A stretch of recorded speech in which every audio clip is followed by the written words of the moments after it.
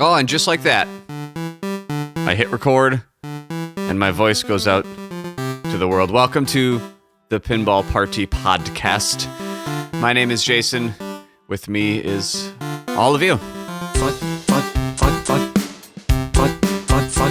Slow news week. I guess that could be said all the time in pinball. Just because, games come out a couple times a year and there's not a ton of industries, right? There's not a ton of manufacturers. So sometimes, there's no juice, there's no tea.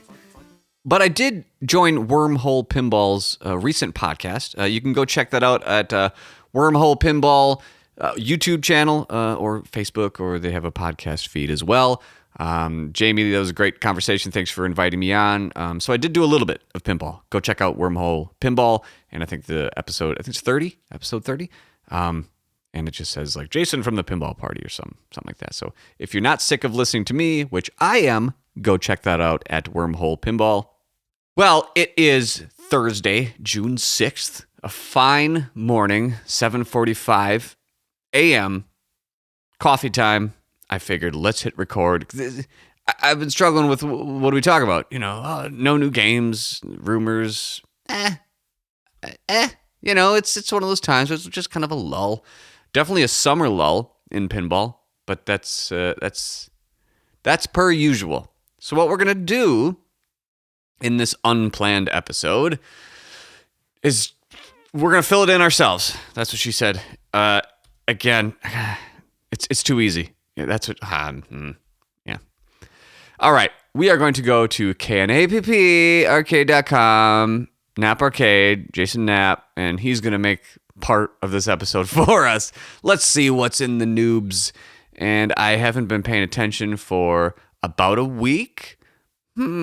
So, yeah. Okay. Well, I will say, and I haven't listened to other podcasts or anything, which is good. I've gotten a lot of texts from random people about American pinball doing not great from multi-angle. And surprise, right? God, it sucks because I love Hot Wheels. And well, first and foremost, I love pinball. And second, I actually really like Hot Wheels a lot. And I don't wish anyone in this hobby to be not doing great, whether it's pinball or media or myself or anyone. But, at some point it becomes kind of humorous, right? Like, what are you doing?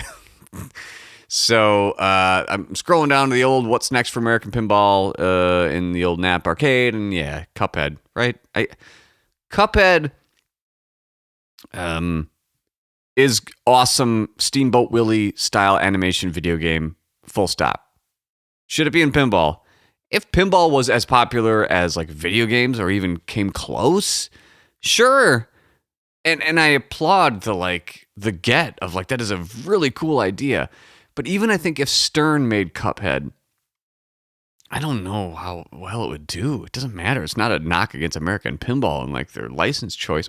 Okay, no, maybe it is. It's not their ability to make the game, because even though Galactic Tank Force is it's bad, it's still kind of solidly made, kind of, it's there's no good way to really wrap up that whole thing, the sentence that I've gotten myself into of trying to skirt the line between no insult to the people working on American pinball games.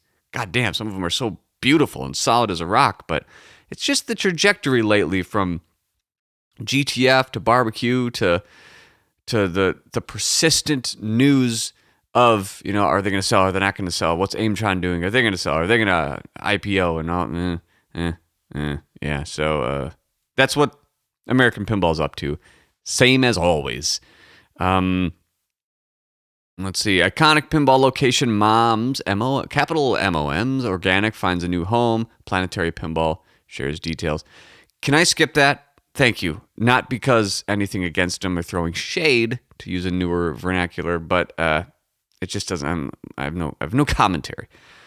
All right, another run of Medieval Madness finally coming. Haggis not quite dead yet, man. Okay, no drama, but here comes the Haggis stuff, right? I have a strange aversion to talking about this because my little baby, my little sweetheart Meph, part of him is kind of part of Haggis in a way, the Marty side of Meph. So if Meph would not be here without Marty, and out of respect for that, I'm going to not touch the Haggis thing with a 10-foot pole. So, Medieval Madness, though, there's a tease that there's going to be a new run of Medieval Madness, which was initially teased for the beginning of 2023 or even 2024, a long time ago. Medieval Madness, have you heard of it? Very popular game. Long story short here is it's tentatively going to be brought back sooner rather than later, and that is a great thing. Instead of making a bunch of new games, just keep pumping out Medieval Madnesses and Attack from Mars, and to a lesser extent, Monster Bashes. I know a lot of people who would buy the former two. Medieval Madness and Attack from Mars, you shitting me? Like, maybe not even 3 trims. Just make the medium trim. What is it, limited?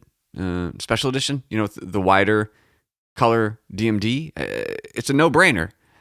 The flippers don't feel great, at least on Medieval Madness and Attack from Mars, from playing them myself. They don't feel the same.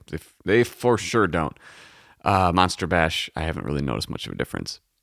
So I would hope that was software related and some sort of latency, and that would be fixed in the Medieval Madness upcoming run, rumored, it looks like. We shall see, but that would be great. Medieval Madness is just one of those Donkey Kong Marios of pinball that, say what you will. Oh, it's not as complex as it is today. Yeah, true. Either is Mario, but Mario is fun regardless. Getting done playing Elden Ring and the DLC and Jesus, and all that, you still want to play a little Mario, or at least I do. All right, moving on up. What's been going on in pinball? American Pinball to become public company. Ugh. Okay, clues about upcoming John Wick topper from pinball. We are really digging deep into who cares? Not Jason, not who cares to what you're writing about, but man, pinball toppers. Are we really doing this in right now's market while pinball prices are going down, even new stuff? And but let's still buy toppers, or let's make toppers for games that aren't selling that great as well. I feel like that whole little club is dying fast. Pinball is already niche, and it's a powerful niche. And then the topper thing is a niche, but during COVID, sure, when pinball machines themselves held value to a certain extent, don't go in your head, you assholes of oh no, Jason, don't think of it as an investment. Shut up. Don't let that get in your head. Just continue on. All right, relax. When pinballs held their value surprisingly for a couple years, or at least maintained the majority of it, toppers, okay, yeah, you want to really pimp out your collection thing. You want to pet your prize and do this, and have all these extra $1,000 to $3,000 things on top of your machine that you look at kind of once in a while, and then you do regret it after a while.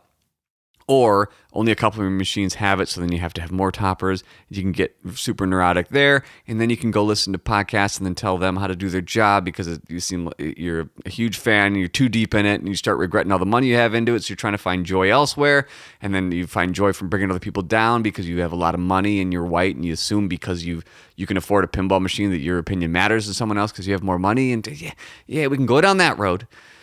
But I think some of that is past of the pinball values going down, toppers, tossing on another couple grand, that is not even in the ballpark of, let's say, my mindset as a consumer who is in this pinball hobby deep enough to do a podcast. So I've bought and sold and traded many machines to do this.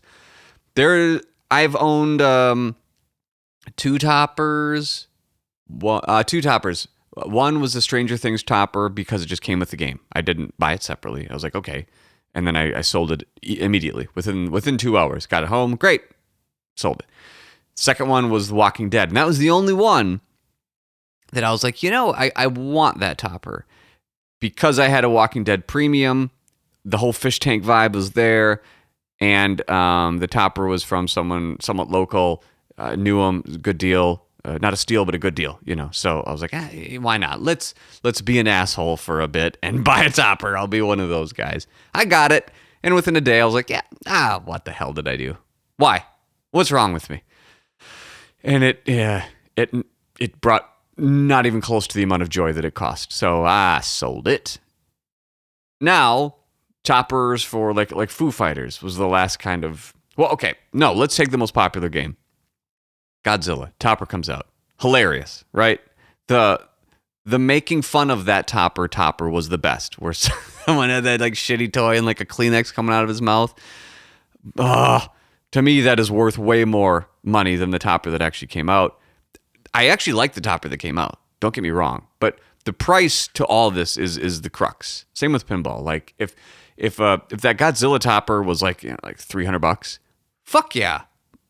Or at least much closer to F yeah there, because I mean, you're already spending $6 to $10 grand on the game. What's a couple $100? Sure, I'll give you that. Like a shooter rod, well, certain shooter rods like the Amber shooter rod in Jurassic Park, which is money.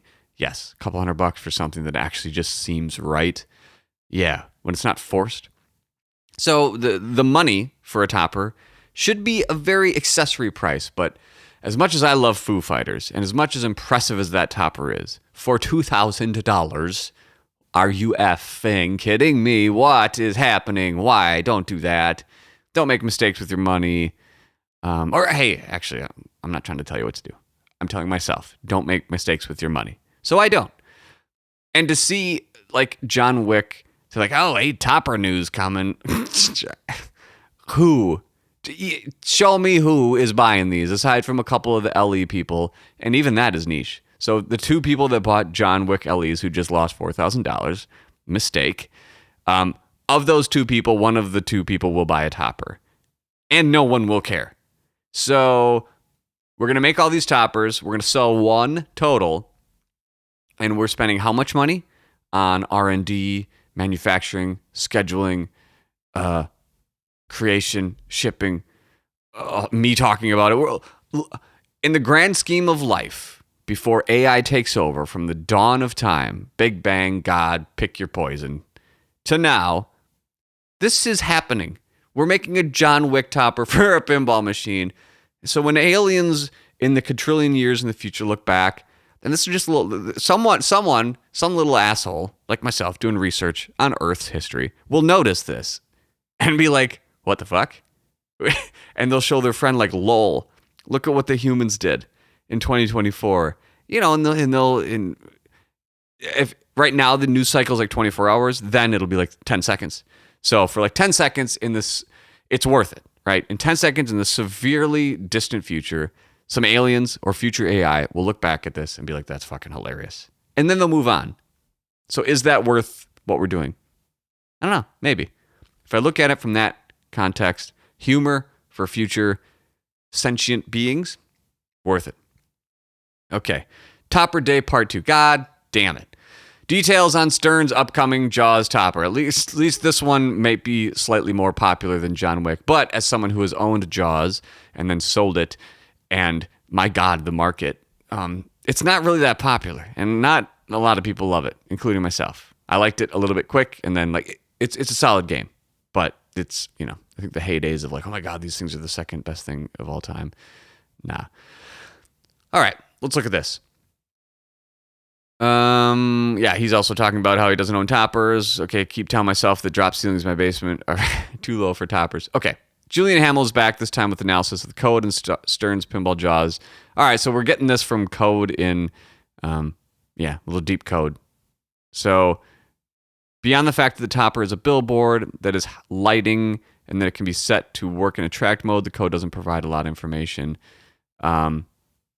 However, we now know that the two toppers node boards are mentioned in Jaws instruction manual and specifically mentions a billboard topper and a shark attack topper. God, who cares? Oh, yeah, I just don't care. Toppers. Come on. Okay. 2 days ago, Stern Pinball to release Jaws accessories within the next week.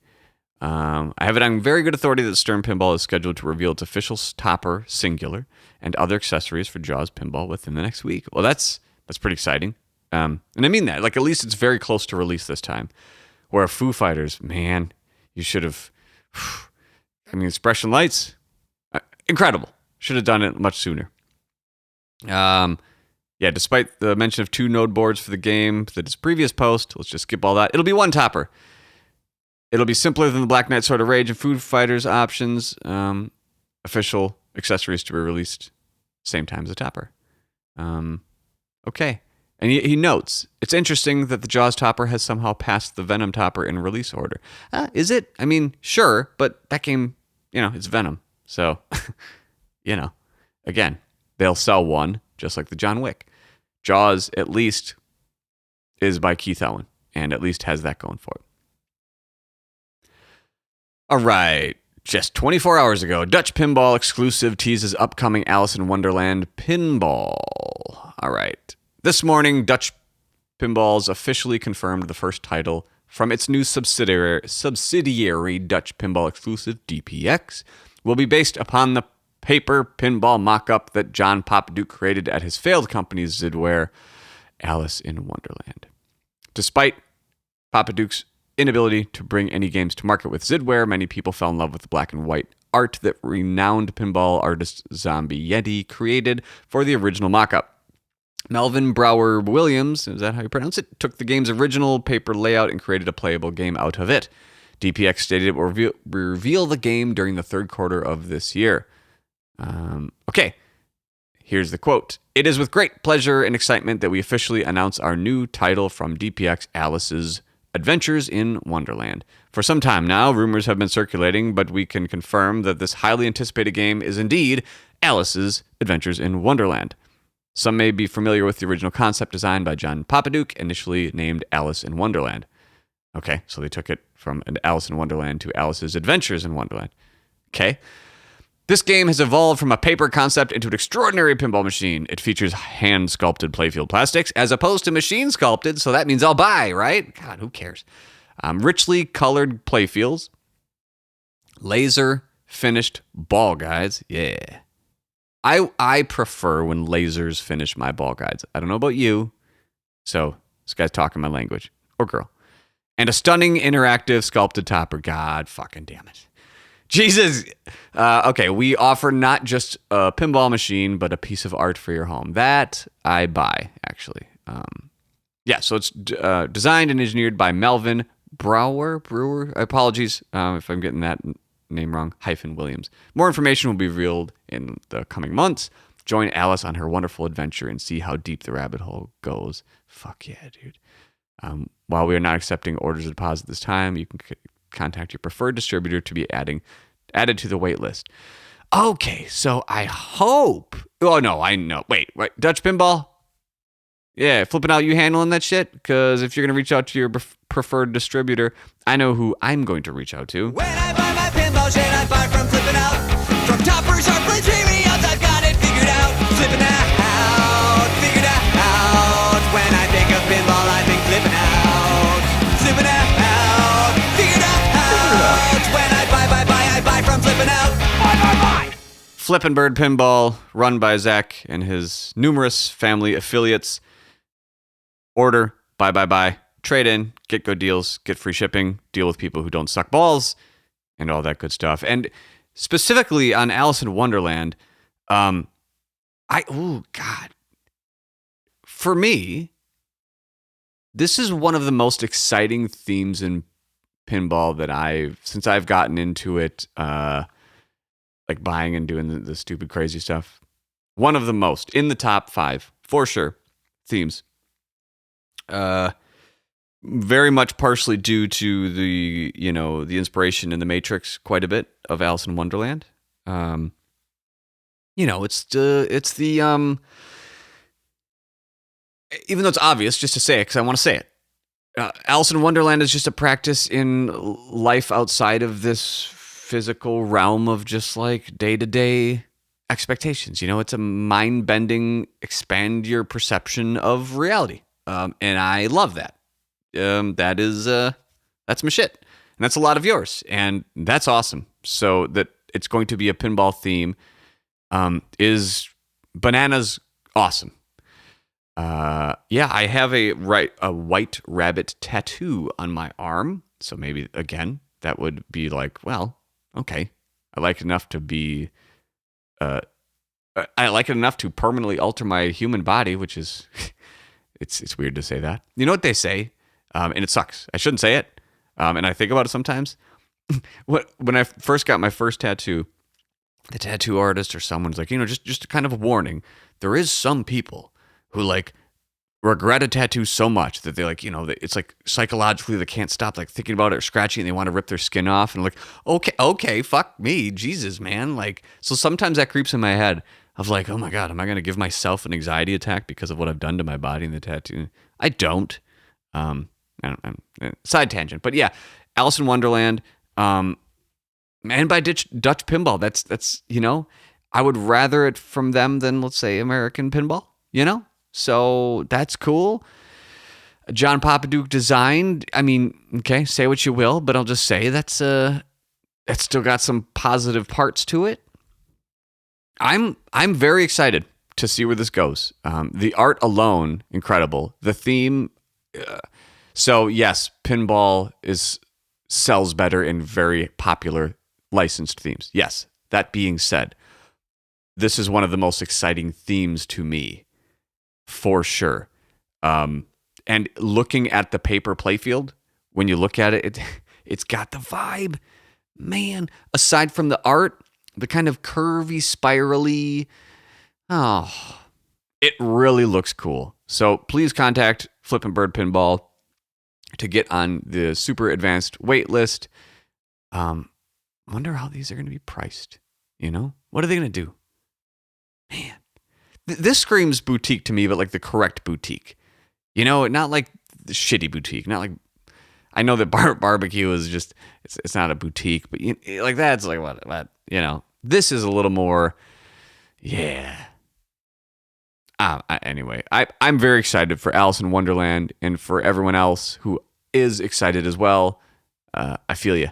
Let's get this done. Not that we're going to do anything, but now we feel like we're part of the team. What else is going on? Oh, okay. 9 hours ago, I like the image here. The image here is the poster of the very first Harry Potter movie, The Philosopher's Stone or Sorcerer's Stone, depending on how you want to get down. So I'm just going to read this one straight up, because what is going on here? Entitled, The Late Night Big News Post. JJP's next game, American, basically confirms what's on deck and more. Okay, here we go.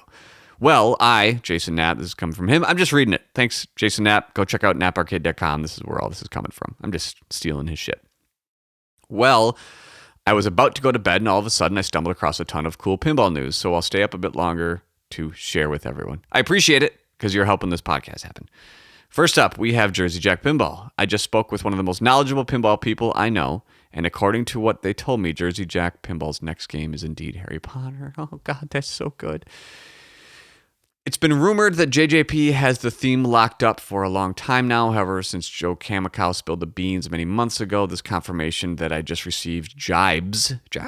I'll say it. Jibes with what Canada's Pinball Podcast has been saying this week as well. In addition to the fact that JJP next game is heavily rumored to be Harry Potter, I've also been hearing the game is actually based on the films and not just the Wizarding World, as many as myself, including, has expected. Man, this is...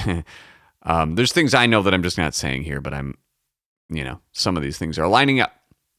Lastly, I also heard today that Eric Minier may be the designer of JJP's next game, not Mark Seiden. Mark's game is still in the works for sure, but Minier may be next in the release order. As always, I will add a disclaimer here that none of this is official news from JJP. It is based on rumors that I've heard from knowledgeable sources and years on my part of sifting through competitive intelligence. Nothing is 100%, but my batting average here has been pretty good. Whew, that's a lot of stuff, but that's not all. Why not lump all of today's news into one post? Okay, I'm going to talk about the Harry Potter thing in a second. I just finished listening to the June episode of the Pinball News and Pinball Magazine podcast, link below. In it, David Fix basically confirmed that He-Man Masters of the Universe is the game that the company is working on. for after Cuphead. Damn it. I love He-Man, so like, damn it. He also stated that renowned artist Christopher Franchi is doing the art for He-Man. Okay, well, there we go. Christopher Franchi has incredible art, so that is wonderful.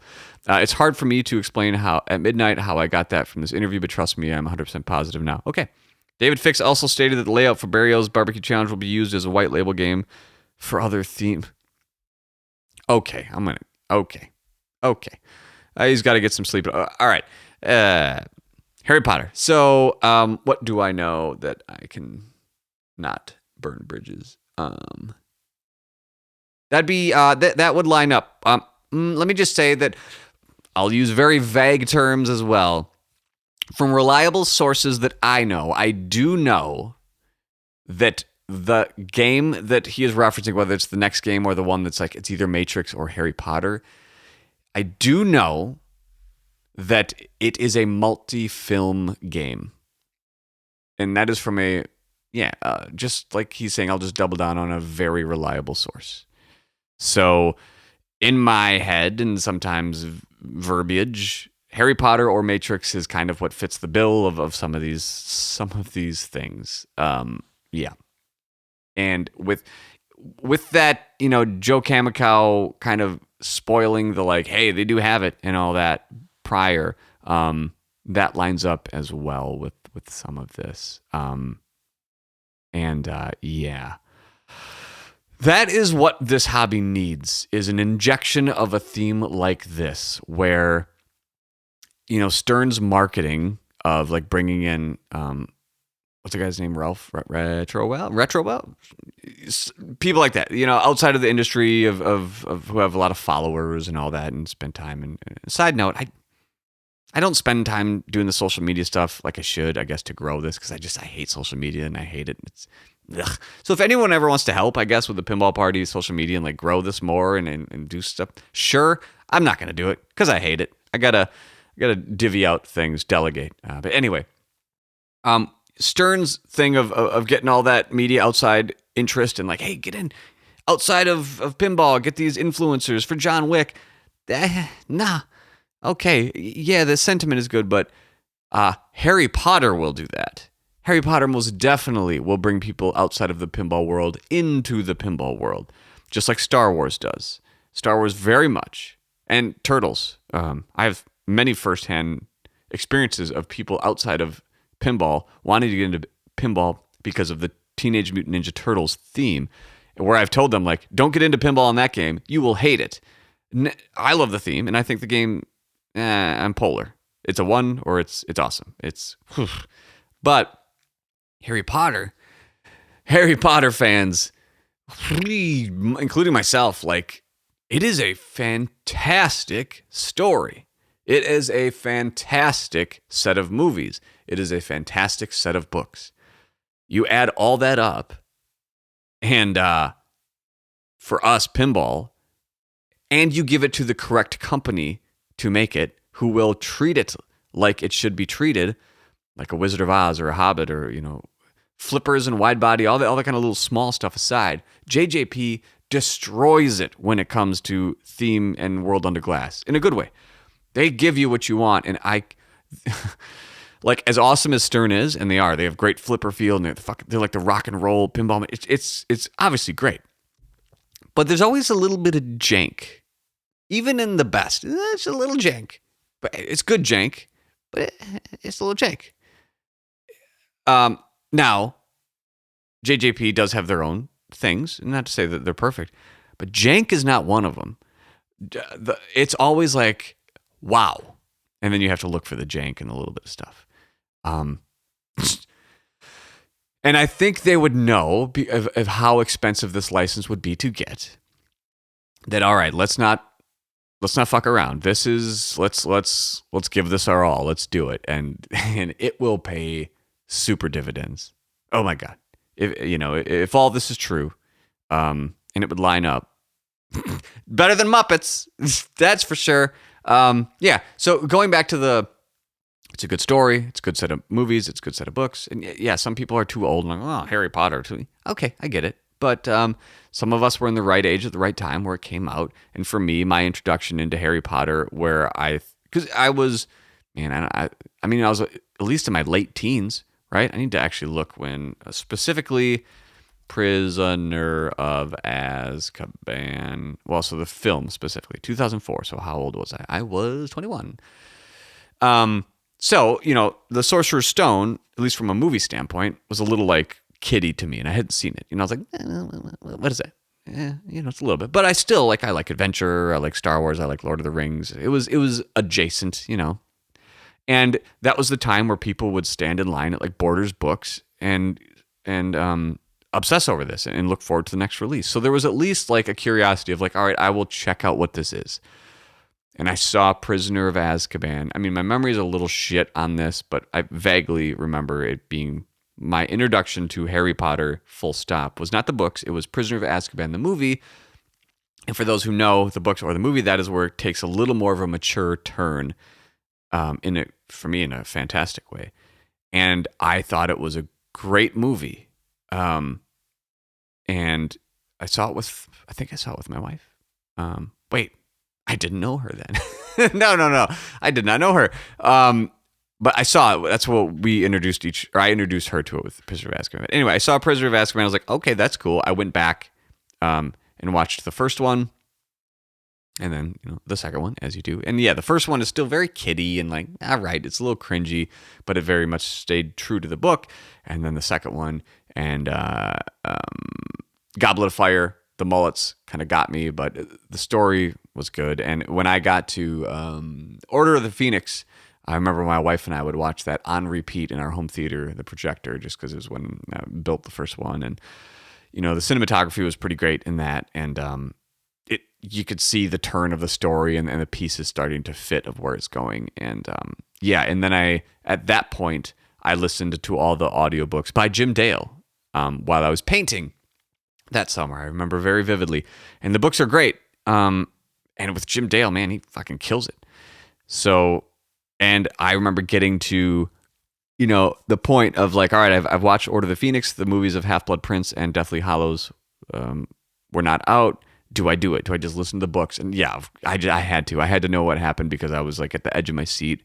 It's such a great story. Man, and it's rare that the book... The story is great. The books are great. The movies are great. Of course, there's people that they could have done some of this better in the movies. And yeah, you'll always have that. But, at the end of the day, the averages, they did a great job with the movies. I mean, to nitpick, Half-Blood Prince, they should have done a lot more with Tom Marvolo. God damn it. Is it Tom Marvolo? You know what I mean? His all the backstory that Dumbledore and Harry travel back to all the time to see the real, like, why Voldemort is the way he is. Tom Marvolo Gaunt and all that stuff. They didn't touch that really at all in the Half-Blood Prince movie. So Harry Potter podcast some other time. Maybe we'll do an all Harry Potter deep dive when this gets announced. I hope it does. My God. So yeah, Harry Potter, JJP, a possibility. And another reason in this market that's slowing down in pinball to save money for like, don't spend it on John Wick and like lose your ass when you sell it.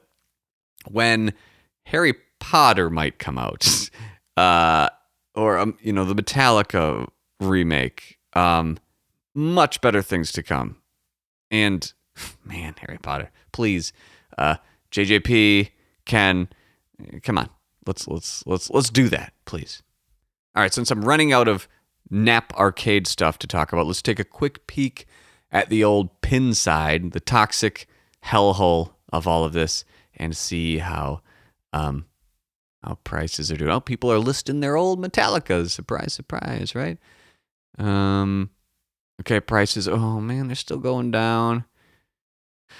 Things aren't selling. Gross. Yeah, I mean, now's a good time to buy if you want to buy games to a certain extent, or maybe don't, because they're still going down. I know from looking at a lot of, at least a couple weeks ago when I was paying more attention, If you want a Simpsons pinball party, I've never seen prices this good comparatively on Simpsons Pinball Party. Of course, it's been when the market was like years and years ago, yes, but or an Ultraman, an Ultraman. When you want an Ultraman, they're basically free. If you want an Ultraman, here's a great way to fish for an Ultraman. List any game, and put like, oh, willing to trade. You will get an Ultraman offer for sure. Hey, would you take an Ultraman plus $1 million in cash? Hey, would you take an Ultraman? Hey, would you take an Ultraman? Here's the offers you're gonna get. Hey, just checking in. I know that's not on your trade list. Seeing if you want an Ultraman plus cash. You'll get that. Hey, I know this wasn't on your trade list, but I have a Led Zeppelin Pro plus cash. You have any interest? Yeah? No? Hey, I have a Venom Premium. Seeing if you're looking to trade. You want any interest on that? No? Hey, I know this wasn't on your trade list, but I have an AIQ Pro. Any? Yeah. So you'll get those offers, and then you either ignore them or you say no thanks because I didn't put that on there. And like I'm new to pinball. I'm like, oh, Ultraman. Oh yeah, maybe I'll have some interest in Ultraman. That's a great game. Let me get on that. There's a great deal on a Hot Wheels for $5,200 OBO, so probably $4,800 in this market. You can get out of New Jersey. That looks tasty. Foo Fighters, unfortunately, is still down in the like high 7s, 8, and not unfortunately. Like I want it to level off so I can buy one. I miss that game so much. There's still no Iron Man vaults anywhere. That's a game I would really like to be playing right now. Yeah, it's a good price for a game that's a lot of fun for a brief time. Iron Man Vault. Remake those, but don't charge $7,000. Charge $6,000 and just sell a few of them. All right, let's take a quick look at the top few. What's in the forum here? Okay, Jurassic Park movie code update. Okay, yeah. Elton John hype thread. Next American Pinball. Ugh, boring. Stern Distributors in full panic mode with John Wick. I guess, yeah. That's funny. I like this. So let's click on that. And let's see what all these toxic posts are about. Let's scroll to the last page. Okay, no posts in 5 hours. Has the panic finally been brought under control? I was thinking the same thing. The crowd must have moved on to new thread flavor of the week. Here we go. Pinball prices. Am I right, guys? Limited editions. What's the deal with that? Warehouses filled with unsold machines. Don't make me laugh. Anyone? Hello? Ever notice there are no guns on the on the Art of John Wick? Pokemon. Car market is like pinball market. Yeah, they're just looking to stir the pot. Yeah. Again, why I haven't been thinking about it for the last couple of weeks, and things are dying down, and that's why the John Wick thing was such a oh my god, wasn't much going on. So to wrap up this kind of podcast, and I gotta get going, do my thing, and thanks everyone for joining. We went through a bunch of news. American Pinball still going down, just whatever, doing their thing. They have He-Man, Christopher Franchi on art, amazing. Let's hope it goes back to the Hot Wheels way of doing things, and skip Cuphead and go to He-Man. Fucking A, like do it like that. That could bring you back. I'm looking forward to He-Man because it's He-Man. So I know Rachel Bess is as well, and apologies that it's American Pinball instead of Stern, because actually He-Man would fit Stern's brand and everything so well, or even Spookies, to be honest. American Pinball just doesn't have any through line. It's just kind of scattershot. Little barbecue, little Galactic Tank Force, Hot Wheels. I don't fucking know. What's working? Nothing. Just keep going. I don't know. Toppers. We talked a lot about toppers and what the hell. That's just rhetorical. What the hell with toppers? Stop. Just stop it. Stop. And last but not least, but most exciting, Harry Potter possibility. The things we know. A multi-film game is coming. Very reliable sources are saying, in fact, it is Harry Potter. And not only that, it's the movies. My God. Yes. Let's end on that. Let's hope for the future. The Jersey Jack Pinball, a friend of the shows, a friend of ours, a maker of some of the most fantastic games out there, most beautiful games out there. Most expensive, yes, but on something like Harry Potter, okay, sure. Make it an expensive, awesome game. We will buy it, And that's a game where like, hey, the code isn't finished yet. That's fine. It's Harry Potter. Just keep it coming. We've got the first 3 movies in. Cool. Give us a new movie every month. I don't care. It's Harry Potter. Amazing. Let me put it in my living room. My whole family, my kids, my cousins, everyone will want to play it because it's fucking Harry Potter. My God. All right. Thanks for joining, everyone. Have a great rest of the week, and some deep dives coming soon. Thanks to all the listeners, the Patreon subscribers. If you want to join Patreon, please do. Paid or free is fine. Paid, you'll get access to the deep dives and some other stuff, but it really is a good community to just chat about pinball or of similar pinball fans that are listening here. Because I don't spend a lot of time on Facebook because it's Facebook, or Instagram or any social media, because it's just bad. It's bad for mental health. It's trash. So Patreon is where we kind of have the most interaction between each other. We used to do the Discord thing. We might go back to Discord. Write in and let me know what you think. But I just want to avoid Facebook and all it's like this. For real, when I'm on Facebook, which I rarely am because I don't like it, I never feel good, like mentally or even physically.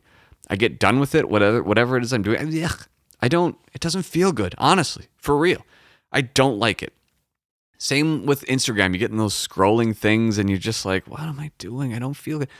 When I'm on Patreon, for some reason, well, probably because it's just really dedicated to it's the people that listen to this. So we have similar likes or dislikes. Of course, there's disagreements. Don't get me wrong with different people, but it's like you're actively there to talk to this, not just the human condition thrown in a very wide, science experiment, Facebook or whatever, and just go. And it's just, there's some good, but there's so much bad, and there's so much pompous, and there's so much toxicity. There's so much. I block so many people all the time because I'm not going to listen to that. I don't have time. I want to enjoy this. So, long story short, if you want to join the Pinball Party community, join us on Patreon, patreon.com/pinballparty. Yes, there's some paid tiers, which you can get access to additional content. People love it, and you can get stickers and stuff like that. But even just to hang out and talk to some awesome people, get advice on games, either from us or opinions, and just talk about pinball in a very safe environment. There is no toxic anything allowed. Get the fuck out of here. The instant that happens, they're gone. But yeah, no one who joined has done anything, but that's kind of that is the thing there. Come join. Thanks for listening, everyone out there.